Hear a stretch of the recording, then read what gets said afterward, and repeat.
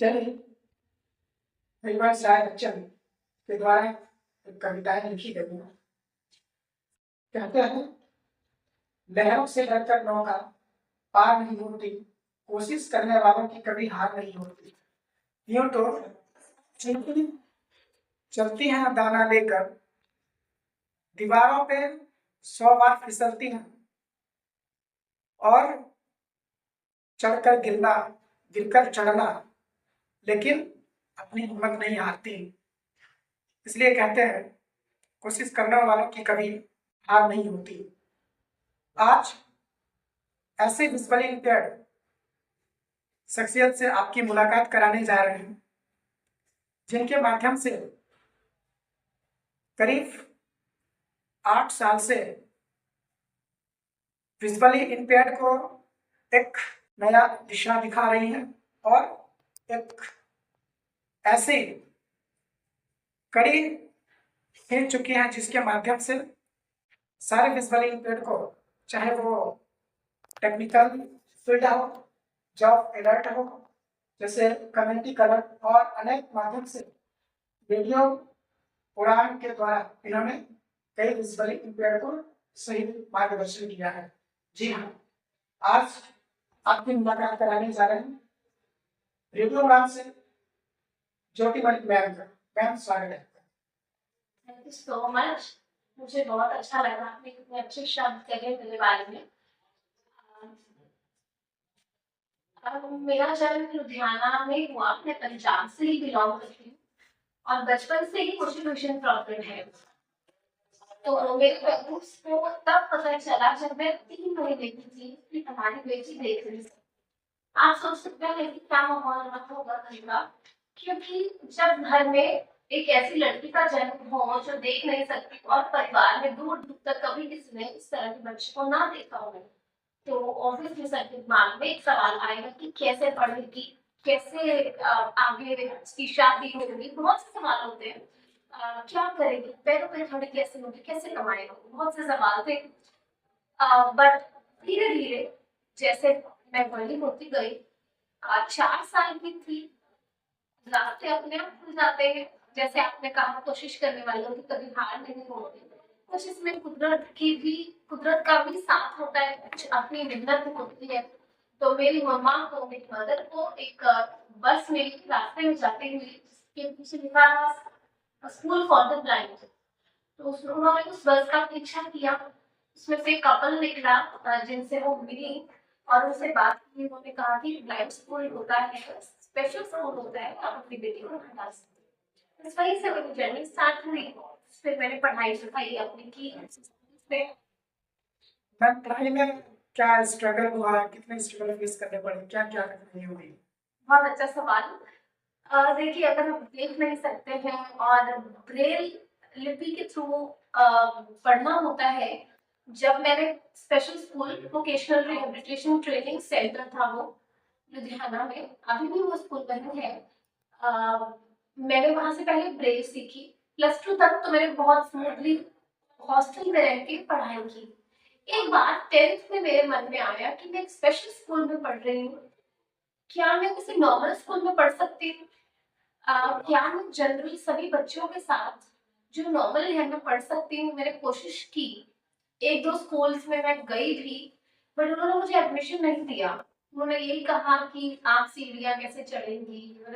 दे वर too much worried कि मैं अपनी स्टडीज कंटिन्यू कैसे करूंगी, क्योंकि अवेयरनेस नहीं थी और मैं भी इतनी अवेयर नहीं थी कि मैं उन्हें एक्सप्लेन कर सकूं। तो मैंने अपना प्लान ड्रॉप कर दिया और +1 +2 मैंने उसी स्पेशल स्कूल से ही की। तो आपको कैसा फील हुआ जब कहते हैं एनवायरनमेंट ना हो और कोई आपको इग्नोर कर दे कि आप स्पेशल स्टूडेंट हो, आप नहीं कर पाओगे? ऑब्वियसली बुरा लगेगा, क्योंकि हमारे भी राइट्स हैं। अब तो राइट टू एजुकेशन है, अब हमें कोई इसके लिए डिनाई नहीं कर सकता। तो मैं, अगर अब तो खैर मैं स्टडी कर चुकी हूँ, अगर किसी को भी इस तरह की प्रॉब्लम आती है तो उन्हें इसके लिए फाइट करना चाहिए, क्योंकि हमें भी इक्वली स्टडी को गेन करने का, पढ़ने का उतना ही अधिकार है जितना बाकी लोगों को है। आपकी फैमिली में कैसा हाँ, या फिर विजुअली इम्पेयर्ड को लेके जैसे और भी आसपास होते हैं सोशली विजुअली इम्पेयर्ड है, क्या ही लाइफ में करेगा, फैमिली कैसा रिस्पॉन्ड? मेरी फैमिली के लिए बहुत सपोर्टिव थे। एक्चुअली मेरे मदर और मेरे फादर और मेरे ब्रदर्स ये सब बहुत अवेयर थे। इन्हें पता था कि मैं बहुत अच्छा काम कर लेती हूँ। काम मीन्स मुझे घर के काम करने का भी शौक था। और जब कंप्यूटर्स आए तो मुझे शौक रहता था, क्योंकि इग्नोर तो सब करते ही हैं। मेरे ब्रदर्स एक बार कह रहे थे, दीदी तुझे नहीं समझ आएगा, तो मुझे एक्सप्लेन करना पड़ता, भाई मुझे आएगा समझ, आप एक बार मुझे करने दो। फिर मैं रास्ते ढूंढती थी। जब वो घर पे नहीं होते थे तब मैं कंप्यूटर को ट्राई करती थी चलाने को, देखती थी तब मैं देख पाती हूँ कि नहीं, मैं एक्सप्लोर कर पाती हूँ कि नहीं। टाइपिंग सीखी धीरे धीरे मैंने। फिर कंप्यूटर में सॉफ्टवेयर, टॉकिंग सॉफ्टवेयर डाला, जॉज जॉज नाम का सॉफ्टवेयर मैंने अपने कंप्यूटर में डाला, जिसके साथ मैं स्क्रीन को पढ़ पाई। जो आजकल आम जो विजुअल इम्पेयर्ड है, एक एक महीने में सीख लेंगे कहीं पे ट्रेनिंग लेके, क्योंकि उस वक्त इतनी ट्रेनिंग्स भी नहीं हुआ करती थी। वो उतना कंप्यूटर मैंने एक साल में सीखा, वो भी खुद से। मुझे कभी भी इसमें कोई ट्रेनिंग नहीं दी। मैं जितना जानती हूँ अपनी मेहनत से जानती हूँ। बाकी 12th एजुकेशन कैसा? 12th मैंने स्पेशल स्कूल से ही किया था। तो नॉर्मल था उसमें, क्योंकि मैं ग्रेड में एग्जाम हुआ, बोर्ड के एग्जाम थे तो मुझे राइटर लेके एग्जाम्स देने थे, बट वो स्पेशल स्कूल की गाइडेंस में ही किया। ओके, रेडियो उड़ान जैसे एक लाइन है, कहते हैं today is difficult, tomorrow is much more difficult, after tomorrow beautiful, but most people are die evening of tomorrow. इसलिए डिपेंड करता है आप कितनी संघर्ष करते हैं और आपके अंदर कंसिस्टेंट कितना है। रेडियो उड़ान एक ऐसा माध्यम, आज ज्योति मैम के सामने मैं इंटरव्यू कर रहा हूँ और इनसे मैंने काफी कुछ सीखा। लॉकडाउन में कैसे टाइम यूटिलाइज करना और अपने क्वालिटी को कैसे बेस्ट बनाना। मुझे अभी ऐसा फील होता है कि लॉकडाउन में मैंने बहुत कुछ सीखा, मेरा टाइम वेस्ट नहीं गया, सिर्फ और सिर्फ ज्योति मैम की वजह से। सो मैम, रेडियो गान का सफर आपका कैसा स्टार्ट हुआ, कैसे? जब मैं कॉलेज में थी, अपनी स्टडीज कर रही थी, तो हम फ्रेंड्स आपस में बात किया करते थे। उस वक्त स्काइप एक सॉफ्टवेयर हुआ करता था जिसपे हम ऑडियो चैट किया करते थे इवनिंग में। तो एक दिन ऐसे बात करते हम कुछ फ्रेंड्स ने मिलकर सोचा कि क्यों ना ऐसा प्लेटफॉर्म बनाए जहां हम जो हमें आता है वो सब दूसरों के साथ शेयर कर सके। तो रेडियो के बारे में थोड़ी बहुत नॉलेज थी, मुझे टेक्निकल नॉलेज थी, थोड़ा मैंने अपने आप से ही सेल्फ स्टडी की कर रखी थी। और कुछ दानिश महाजन के बारे में भी आपने सुना होगा, दानिश महाजन, उससे वो टीम लीड बहुत अच्छी कर लेते हैं। तो इस तरह की नॉलेज हम सब में थी। जिसमें जो नॉलेज थी उसी के बेस पे ही हमने रेडियो डाल की शुरुआत की। तो हमने एक ऑनलाइन रेडियो का डोमेन लिया, वेबकास्ट बाय करी आपस में कंट्रीब्यूशन करके, और हमने फिर वेबसाइट बनाने की बात आई तो वो मेरे पास आया जिम्मा। टेक्निकल पार्ट काफी हद तक मैंने ही देखा। तो रेडियो की शुरुआत हुई 2014 में। उसके बाद हमने ये सोचा कि हम जैसे सपोज एंटरटेनमेंट जैसे प्रोग्राम्स है वो करेंगे और कुछ डिस्कशंस होगी। तो धीरे धीरे हमने तो अपना बेस्ट देते रहे। हमें नहीं पता था कि लोग हमें इतना प्यार देंगे, इतना एक्सेप्ट करेंगे, इतना कुछ सीखेंगे। तो शायद रेडियो इतने लोगों तक पहुंचेगा भी कि नहीं, हमने ऐसा कोई एक्सपेक्ट नहीं किया था। बट हमें बहुत अच्छा रिस्पॉन्स, हमने जितने प्रोग्राम्स डाले उसे बहुत प्यार मिला। और खास करके मैं बहुत से प्रोग्राम होस्ट करती, शुरू में मैंने अंताक्षरी होस्ट की थी, उसे सबने बहुत सुना और बहुत अप्रिशिएट किया। कम्युनिटी कलर्स जिसमें कि डिसेबिलिटी रिलेटेड न्यूज मैं दिया करती थी, और साथ ही में टेक सिटी जिसमें टेक्निकल नॉलेज मैं शेयर किया करती थी, कैसे किस ऐप को चलाया जाता है। हालांकि ये सभी शोज अभी भी रेडियो उड़ान पर आते हैं, बट आरजेस बदलते रहते हैं। इसके अलावा मैंने पर्सनालिटी डेवलपमेंट पे किया, बहुत से प्रोग्राम किए। पर्सनालिटी डेवलपमेंट से ही मैंने तरीका सीखा है कि कैसे बात की जाती है। और इंग्लिश भी मेरे माइंड में तब से ही क्रेज आया, पर्सनालिटी डेवलपमेंट या कम्युनिटी क्लास जैसे मैं बता रही थी। सो एक और शो आता था, डियर जिंदगी।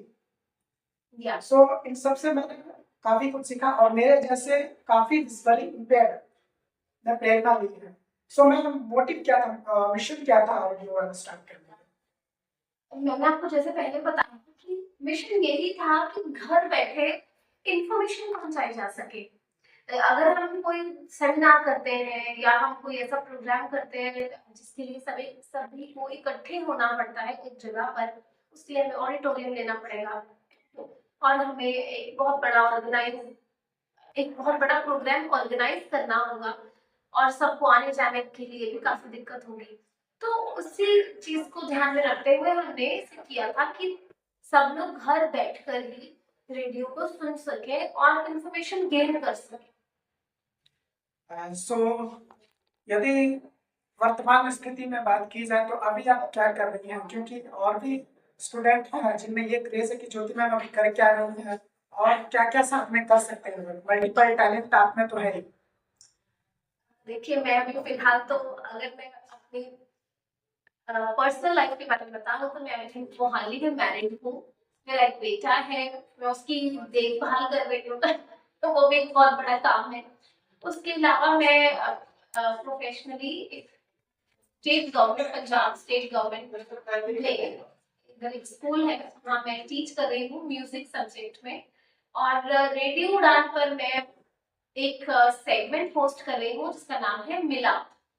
मिलाप एक सेगमेंट है जिसमें कि आप अपनी मैट्रिमोनियल प्रोफाइल शेयर कर सकते हैं।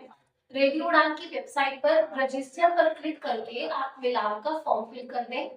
अगर आप पार्टनर ढूंढ रहे हैं अपने लिए तो आपकी प्रोफाइल मैं यूट्यूब पर अपलोड करूंगी। उसमें आपका नेम मेंशन नहीं होगा, बाकी वो इन्फॉर्मेशन मेंशन होगी जो आपने हमें दी होगी। और कॉन्टैक्ट नंबर हम जरूर मेंशन करते हैं, तो आप वही कॉन्टैक्ट नंबर दीजिए जो आप शेयर करना चाहते हैं। तो आपको खुद से कॉल आएगी उन लोगों की जो आपकी प्रोफाइल में इंटरेस्टेड है। और इस सेगमेंट को फॉलो कीजिए अगर आप पार्टनर ढूंढ रहे हैं, क्योंकि मैं टाइम टू टाइम प्रोफाइल डालती रहती हूँ। अगर उसमें से कोई प्रोफाइल आपको सूट करती है तो आप कॉन्टैक्ट कर सकते हैं। तो ये एक बहुत बड़ी प्रॉब्लम थी हमारी सोसाइटी में पार्टनर फाइंड करने की, क्योंकि लोग बहुत स्कैटर्ड है। विजुअल इम्पेयर्ड कम्युनिटी में अलग अलग जगह पर लोग रहते हैं। आप सोच भी नहीं सकते कि इधर कोई विजुअल इम्पेयर्ड होगा जब तक आप मिलेंगे। अदरवाइज कम्युनिटीज होती है वो एक एरिया में होती है, ठीक है। अब सिख कम्युनिटी है सपोज, तो वो आपको पंजाब में मिल जाएंगे, आपको पता है कि यहाँ सिख होंगे। किसी भी कम्युनिटी की बात करें, जो डिसेबल कम्युनिटी है और खास करके विजुअली इम्पेयर्ड कम्युनिटी है, ये आप गेस नहीं कर सकते, ये बहुत स्कैटर्ड है। तो इसलिए आप पार्टनर ढूंढने में भी बहुत दिक्कत फेस करते होंगे, कर रहे हैं।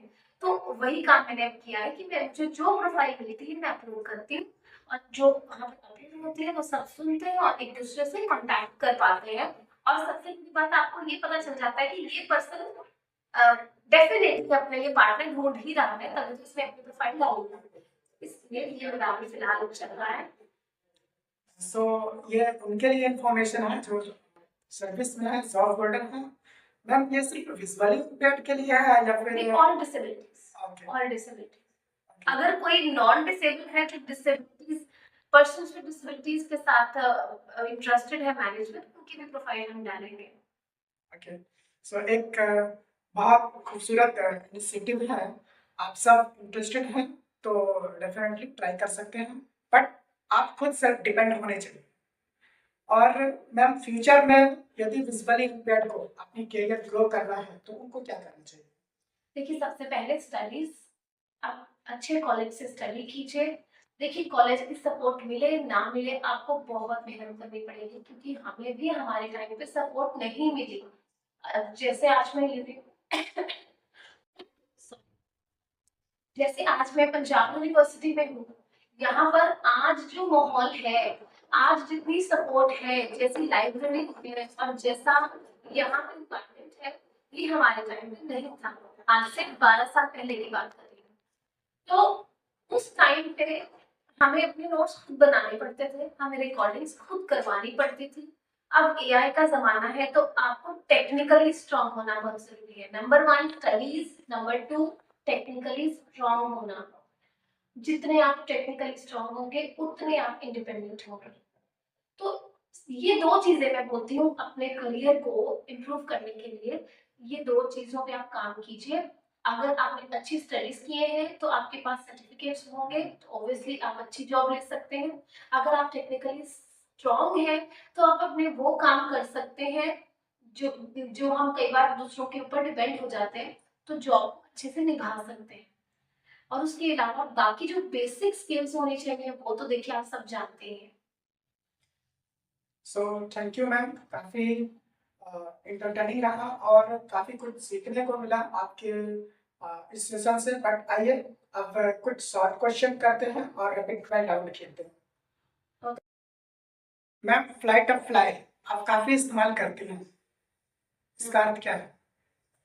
आपके जीवन की उड़ान, कि आपको आगे बढ़ना है, ऊंचाइयों तक जाना है। कम्युनिटी कलर ये माइंड में कहाँ से आया?